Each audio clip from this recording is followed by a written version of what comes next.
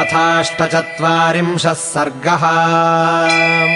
ततस्तु रक्षोऽधिपतिर्महात्मा हनूमताक्षे निहते कुमारे मनः समाधाय सदेव कल्पम् समादिदेशेन्द्रजितम् सरोषः। त्वमस्त्रविच्छस्त्रभृताम् वरिष्ठः सुरासुराणामपि शोकदाता सुरेषु सेन्द्रेषु च दृष्टकर्मा पितामहाराधनसञ्चितास्त्रः। त्वदस्त्रबलमासाद्य ससुराः समरुद्गणाः न शेकुः समरे स्थातुम् सुरेश्वरसमाश्रिताः। न कश्चित् त्रिषु लोकेषु संयुगेन गतः श्रमः भुजवीर्याभिगुप्तश्च तपसा चाभिरक्षितः। देशकालप्रधानश्च त्वमेव मतिसत्तमः न तेऽस्त्य शक्यम् समरेषु कर्मणाम् न तेऽस्त्य कार्यम् मतिपूर्वमन्त्रणे। न सोऽस्ति कश्चित् त्रिषु सङ्ग्रहेषु न वेदयस्त्रेऽस्त्रबलम् बलम् च ममानुरूपम् तपसो बलम् च ते पराक्रमश्चास्त्रबलम् च संयुगे। न त्वाम् समासाद्य रणावमर्दे मनः श्रमम् गच्छति निश्चितार्थम्।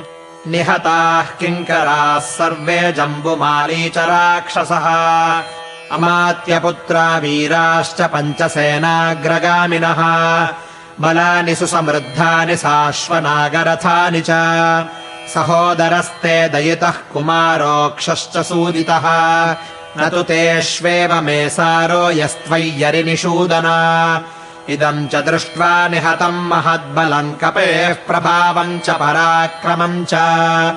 त्वमात्मनश्चापि निरीक्ष्य सारम् कुरुष्व वेगम् स्वबलानुरूपम्। बलावमर्दस्त्वयि सन्निकृष्टे यथा गतेषाम् यतिशान्तशत्रौ तथा समीक्ष्यात्मबलम् परम् च समारभस्वास्त्रभृताम् वरिष्ठ। न वीरसेना गणशश्च्यवन्ति न वज्रमादाय विशालसारम् न मारुतस्यास्ति गतिप्रमाणम् न चाग्निकल्पः करणेन हन्तुम्।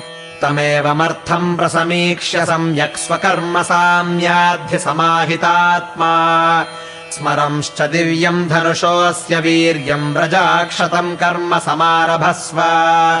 न खल्वियम् मतिश्रेष्ठ यत्त्वाम् सम्प्रेषयाम्यहम्। इयम् च राजधर्माणाम् क्षत्रस्य च मतिर्मता नानाशस्त्रेषु सङ्ग्रामे वैशारद्यमरिन्दमा। अवश्यमेव बोद्धव्यम् काम्यश्च विजयोरणे।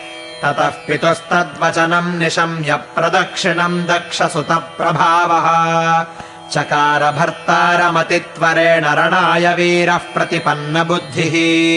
ततस्तैः स्वगणैरिष्टैरिन्द्रजित् प्रतिपूजितः युद्धोद्धतकृतोत्साहः सङ्ग्रामम् सम्प्रपद्यत। श्रीमान् पद्मविशालाक्षो राक्षसाधिपतेः सुतः निर्जगाम महातेजाः समुद्र इव पर्वणि।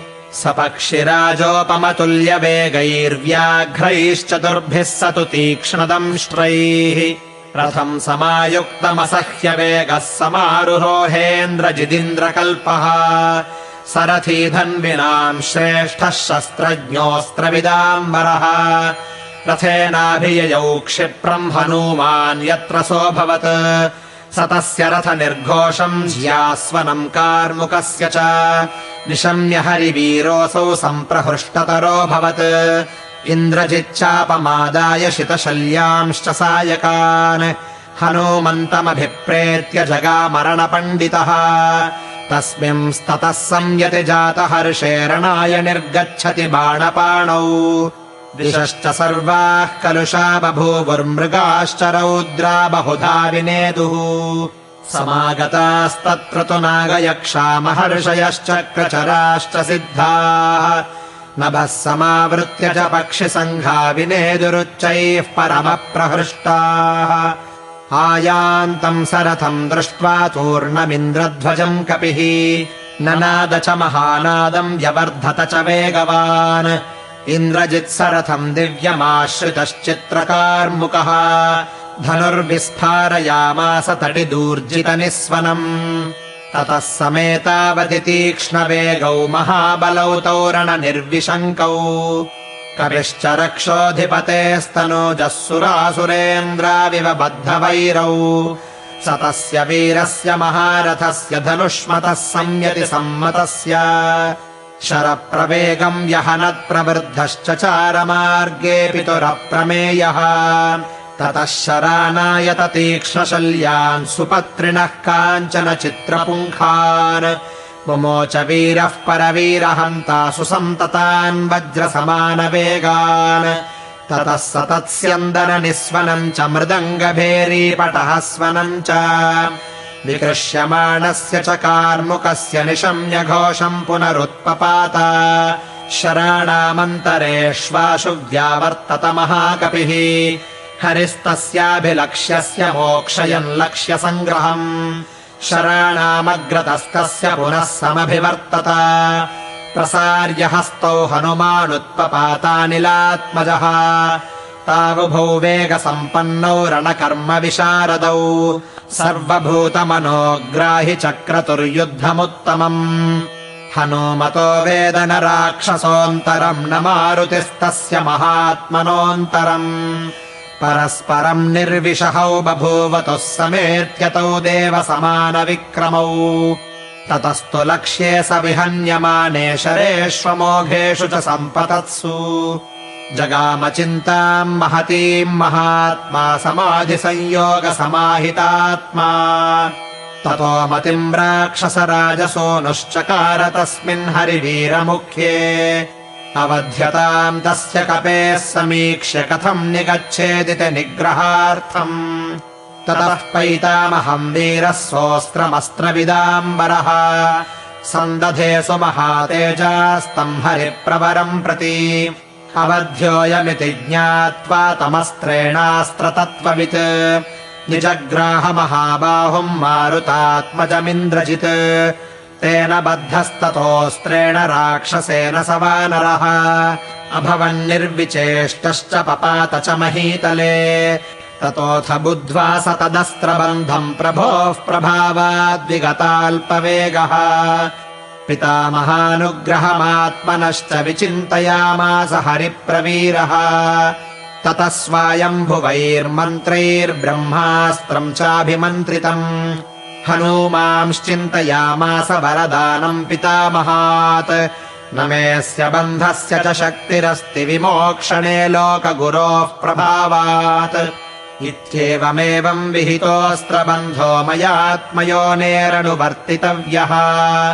स वीर्यमस्त्रस्य कपिर्विचार्य पितामहानुग्रहमात्मनश्च विमोक्षशक्तिम् परिचिन्तयित्वा पितामहाज्ञामनुवर्तते स्म अस्त्रेणापि हि बद्धस्य भयम् मम न जायते पितामहमहेन्द्राभ्याम् रक्षितस्यानिलेन च ग्रहणे चापि रक्षोभिर्महन्मे गुणदर्शनम् राक्षसेन्द्रेण संवादस्तस्मात् गृह्णन्तु माम् परे स निश्चितार्थः परवीरहन्ता समीक्ष्यकारी विनिवृत्तचेष्टः परैः प्रसह्याभिगतैर्निगृह्य ननादतैस्तैः परिभत्स्यमानः ततस्ते राक्षसा दृष्ट्वा विनिश्चेष्टमरिन्दमम् बबन्धुः शणवल्कैश्च द्रुमचीरैश्च संहतैः सरोचयामास परैश्च बन्धम् प्रसह्य वीरैरभिगर्हणम् च कौतूहलान्माम् यदि राक्षसेन्द्रो द्रष्टुम् व्यवस्येदिति निश्चितार्थः सबद्धस्तेन वल्केन विमुक्तोऽस्त्रेण वीर्यवान् अस्त्रबन्धः स चान्यम् हि न बन्धमनुवर्तते अथेन्द्रजित्तम् द्रुमचीरबद्धम् विचार्य वीरः कपि सत्तमन्तम् विमुक्तमस्त्रेण जगामचिन्तामन्येन बद्धोऽप्यनुवर्तते स्त्रम् अहो महत्कर्म कृतम् निरर्थम् न राक्षसैर्मन्त्रगतिर्विमृष्टा पुनश्च नास्त्रे विहतेऽस्त्रमन्यत् प्रवर्तते संशयिता स्म सर्वे अस्त्रेण हनुमान्मुक्तो नात्मानमवबुध्यते कृष्यमाणस्तु रक्षोभिस्तैश्च बन्धैर्निपीडितः हन्यमानस्ततः क्रूरैराक्षसैः कालमुष्टिभिः समीपम् राक्षसेन्द्रस्य प्राकृष्यत स वानरः अथेन्द्रचित्तम् प्रसमीक्ष्य मुक्तमस्त्रेण बद्धम् द्रुमचीरसूत्रैः यदर्शयत्तत्र महाबलम् तम् हरिप्रवीरम् स गणाय राज्ञे तम् मत्तमिव मातङ्गम् बद्धम् कपिवरोत्तमम् राक्षसा राक्षसेन्द्राय रावणाय न्यवेदयन् कोऽयम् कस्य कुतो वापि किङ्कार्यम् कोऽभ्युपाश्रयः इति राक्षसवीराणाम् दृष्ट्वा सञ्जज्ञिरे कथाः हन्यताम् दह्यताम् वापि भक्ष्यतामिति चापरे राक्षसास्तत्र सङ्क्रुद्धाः परस्परमथाब्रुवन् अतीत्यमार्गम् सहसा महात्मा स तत्र रक्षोऽधिपपादमूले ददर्श राज्ञः परिचारवृद्धान् गृहम् महारत्नविभूषितम् च स ददर्श महातेजा रावणः कपिसत्तमम्